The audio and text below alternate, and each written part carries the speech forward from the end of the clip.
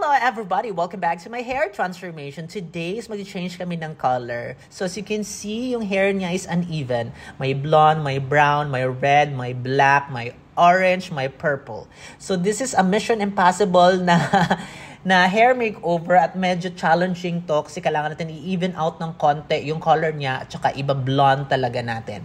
So right now is nagla-lighten kami. So before this lightening process, tinreatment ko muna para may moisture pa siyang ilalabas.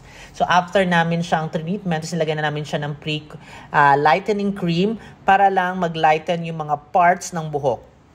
So, ang application nito is ginagawa talaga namin spot by spot kasi maraming orange, maraming red. So, after namin na-achieve yung level of undertone namin, is tinreatment namin ulit, nilagay namin ng protein para kumapalang yung buhok at para yung level of absorption ng toner namin is ma-diffuse talaga yung mga warm, mga orange and yellow at para magiging blonde talaga siya. So, after the color naman is nilagay namin ng treatment kasi medyo nagda-dry na yung dulo, which is, alam naman yan na magda-dry talaga yung dulo ng hair niya. And this is the final result. As you can see, happy naman kami lahat at happy din siya sa nangyayari. Kahit matagal, na-achieve naman namin ang dapat namin i-achieve.